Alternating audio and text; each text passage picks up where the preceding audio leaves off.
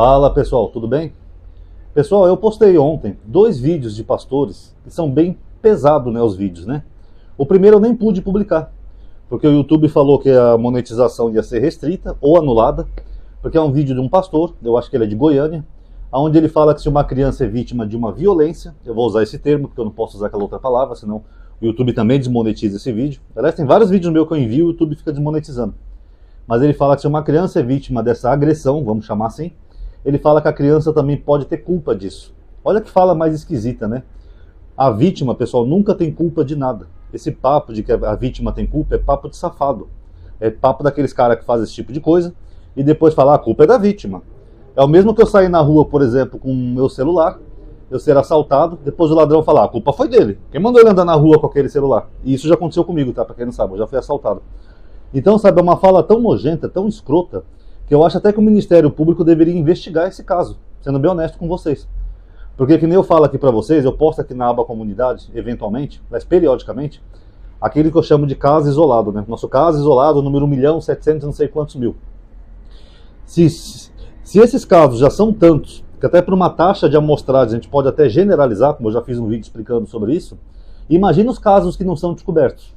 Lembrando que a maioria da prática desses atos acontece geralmente em seio familiar, tá?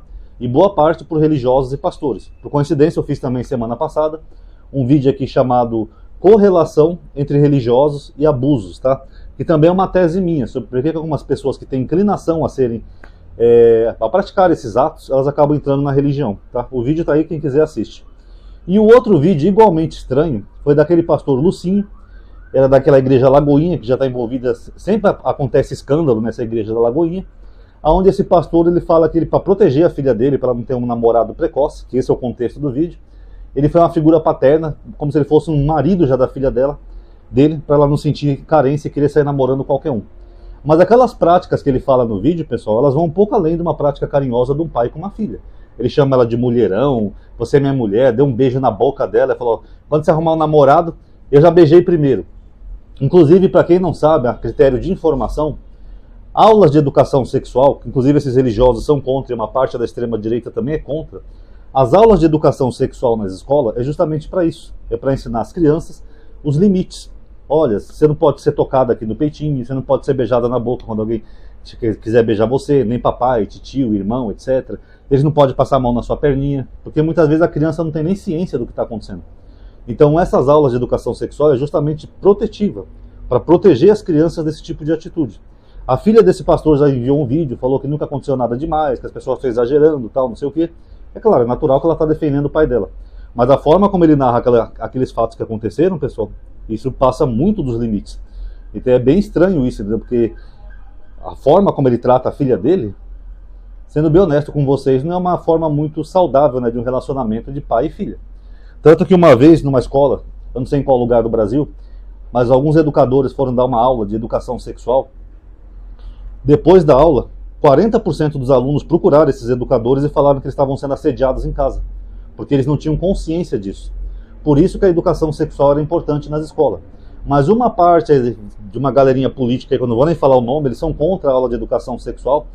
Eles alegam que a aula de educação sexual é sexualizar as crianças, ou a criança vai entrar na sexualidade precocemente. Inclusive eu vi hoje, por coincidência, um debate daquele garoto que quer entrar na política, que era do MBL, o Pavinato, acho que é Lucas Pavinato, onde ele fala que ele é contra a educação sexual, porque isso vai sexualizar as crianças. A debatedora, que era uma mulher gaúcha que estava debatendo com ele, ela pegou e falou assim, não, Lucas, segundo dados, lugares onde são implementadas educação sexual, o número de violência sexual cai mais de 60%, os dados que ela trouxe. Por quê? Porque a criança sabe se defender.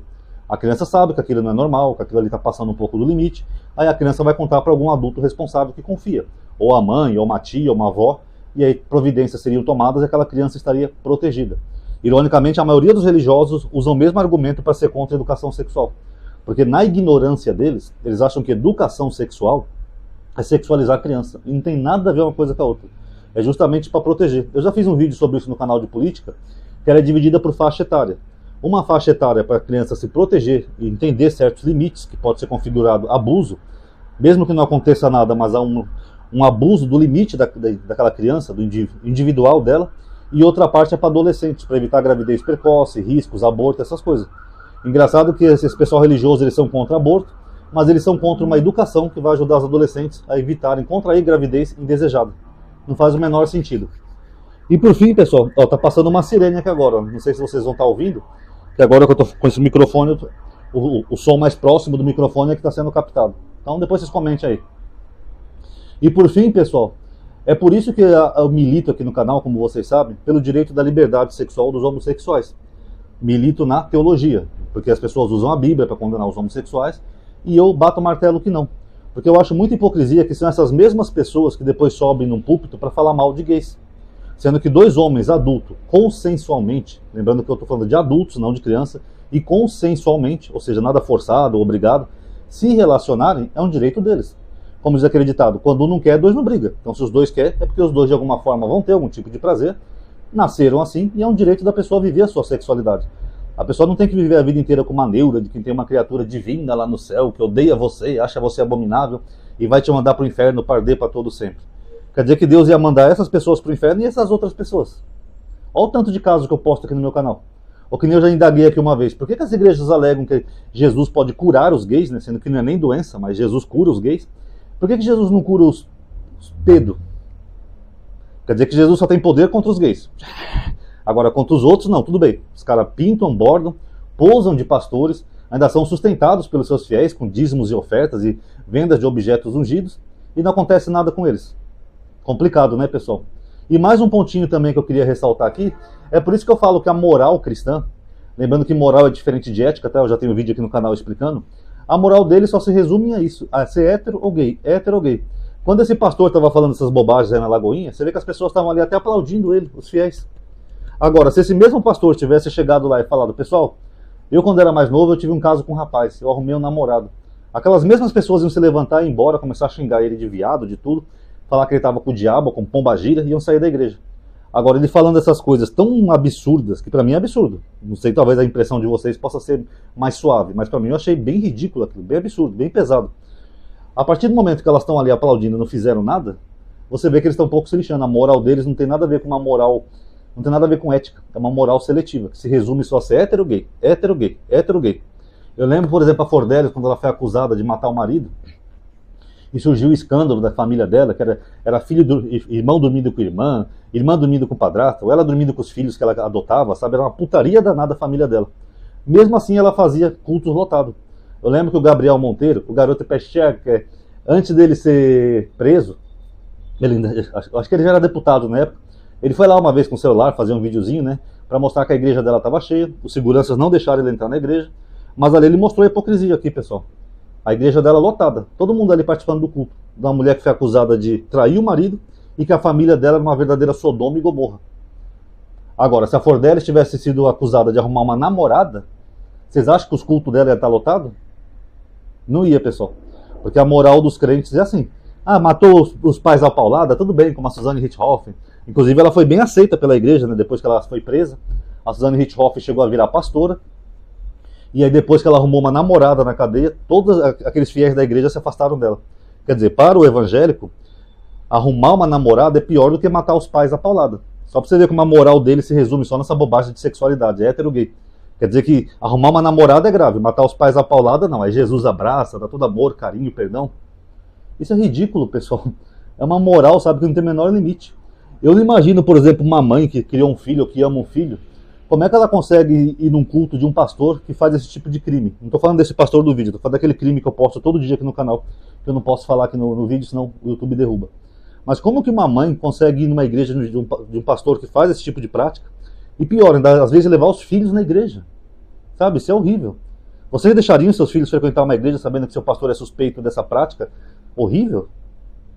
Rapaz, eu não deixaria não.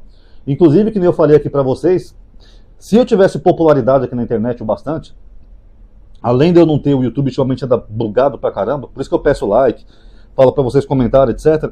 Eu ia entrar na política, sim. Eu ia me candidatar a um cargo do legislativo, tá? Quem sabe ser um deputado.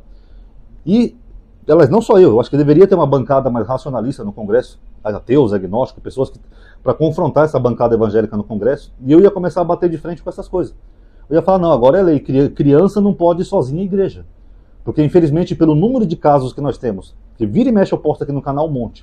E agora alguns pastores falando algumas besteiras abertamente, pessoal, é muito perigoso uma criança ir sozinha numa igreja.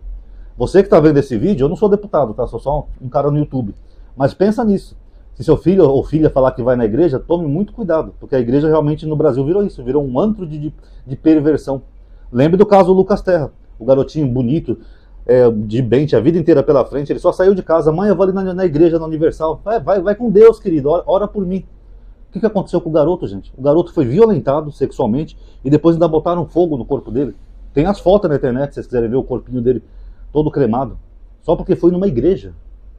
E depois as pessoas ainda acham que as igrejas são santas, os pastores são ungidos, eu sou um herege porque eu ataco as igrejas, esse Ronaldo vai pro inferno. Tem um monte de gente aí me xingando nos comentários, você vai pro inferno, seu ateu, não sei o quê. Digo, gente, se no céu vai ter esse tipo de pastor, eu prefiro ir pro inferno mesmo. Já falei com o tio Lulu, reserva um lugar VIP aí pra mim, com área espaçosa, tá bom? Reserva o melhor lugar que você tiver embaixo, porque ir pro céu com essa gente escrota, Deus me livre, eu prefiro ficar lá embaixo com a galerinha mais humana, com a galerinha menos monstruosa, tá? Porque se o céu vai ter esse bando de gente, Deus me livre. Essas pessoas são tão hipnotizadas pela religião que elas não conseguem mais nem ter senso crítico. Algumas chegam até a defender esses atos desses pastores. Vocês podem ver nos comentários do último short que eu postei. Pessoal, é lamentável. A lavagem cerebral que a igreja fez nessas pessoas é muito grande e a moral delas acabou se reduzindo a isso. Não importa o que aconteça, um pastor pode falar uma besteira dessa. A pior para mim foi aquele que falou que a criança tem culpa. Se eu tivesse numa igreja dessa, pessoal, eu ia levantar e sair na hora. Falar, não, como que a criança tem culpa, gente? Uma criança que foi vítima de uma agressão. E agressão, vocês sabem o que eu estou falando, aquela palavra, né? Como que ela tem culpa, gente? Pelo amor de Deus. E as pessoas permanecem na igreja, ainda frequentam? Deus o livre, eu ia ficar longe dessa igreja com meus filhos. Falar, não, nessa igreja ninguém da minha família vai, não. Porque se a pessoa tem esse tipo de mentalidade, é porque a pessoa pode eventualmente fazer alguma coisa e depois falar, não, a culpa foi da criança. Ou vir com aquela outra desculpinha esfarrapada deles. Foi o diabo que me tentou. Foi o diabo que fez eu fazer isso. Aí não dá, né, pessoal? Vamos ter um pouco de senso crítico. Tá aí, pessoal, esse vídeo eu só queria comentar e desabafar sobre esses casos. Inclusive, o último short que eu postei hoje é do mesmo pastor, tá? Do pastor Lucinho. Ele falando que reuniu 20 jovens para dar um apavoro na galerinha do Candomblé e da Umbanda lá, do Preto Velho, sei lá. Acho que é Umbanda. Que também é um crime de intolerância religiosa, tá? Nem lei respeita, tá? Mas tá lá, também tá no artigo 5º da Constituição, a liberdade religiosa é garantida pela Constituição. Esse tipo de atitude é crime, tá bom? Quem gostou, comentem o que vocês acharam, tá bom? A opinião é importante. Dê o like para ajudar a aumentar o engajamento. Se você é inscrito no canal, vai se inscrever, ativa aquele bendito sininho, que agora precisa ativar o sininho, porque o YouTube tá uma porcaria. Às vezes mesmo com o sininho o YouTube não avisa as pessoas, tá bom? Obrigado aí por ter assistido. Paz a todos.